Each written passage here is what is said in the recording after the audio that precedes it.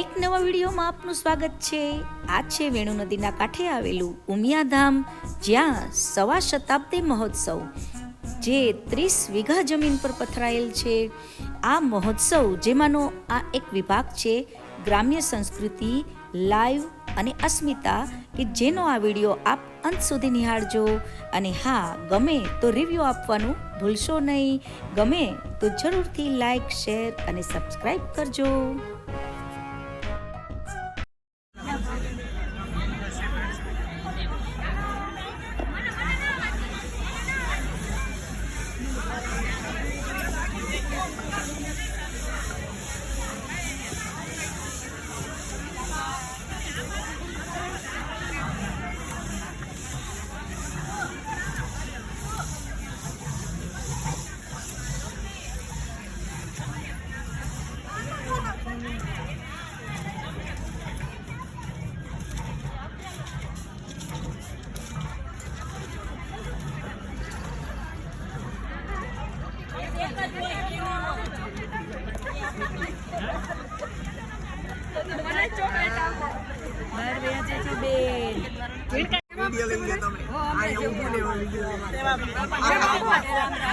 રામ રામ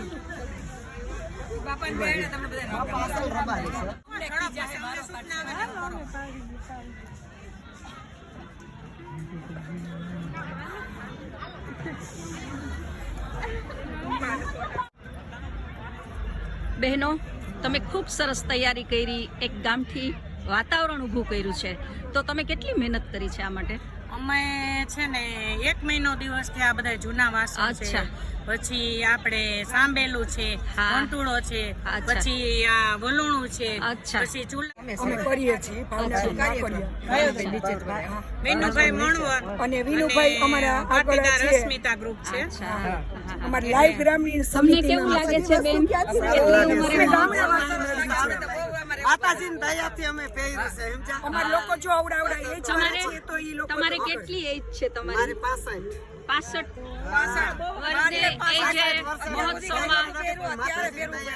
બધા નાના બહેનો થી મોટા બહેનો સુધી બધા કેવી રીતે કામ આપીએ છીએ લઈને આ મહોત્સવમાં સામેલ થયા છે।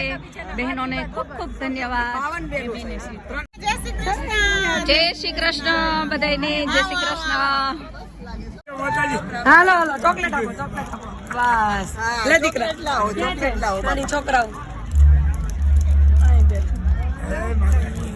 જય માતાજી દાદા, રામ રામ રામ રામ।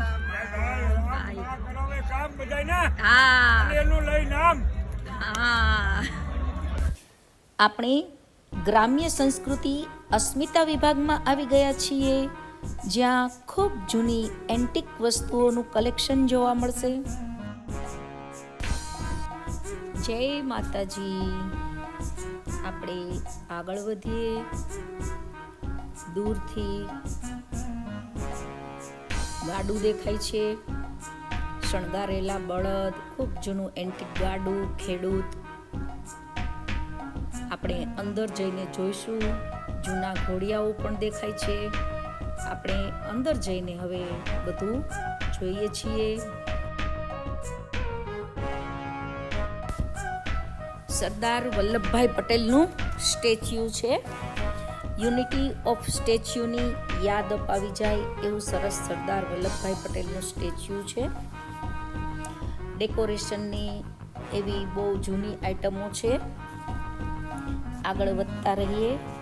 આ છે પ્રવાહી માપવા માટેનું માપિયું। પહેલાંના સમયમાં પ્રવાહી માપવા માટે આવા માપિયાઓનો ઉપયોગ થતો। એ લિક્વિડ માપવા માટેનું આ માપિયું છે। આ ઉમા મહોત્સવમાં આપણે આ બીજા દિવસે આ બતાવીએ છીએ, જે મહોત્સવનો બીજો દિવસ છે। ઉમિયા સવા શતાબ્દી મહોત્સવ।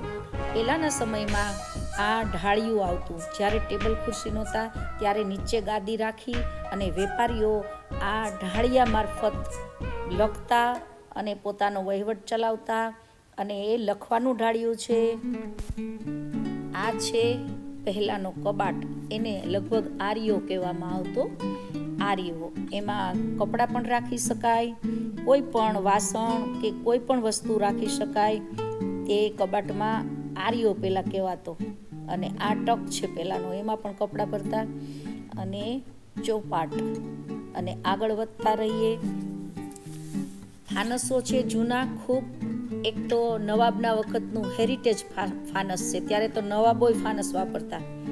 ચૂલો છે, ખૂબ જૂનું સુપડું છે, ઘણા વર્ષ જૂનું સુપડું જે અત્યારે તમને જોવા ના મળે. કડાઈ છે, ખૂબ જૂનો ડબ્બો, કદાચ 100-150 વર્ષ પહેલાંનો હોઈ શકે.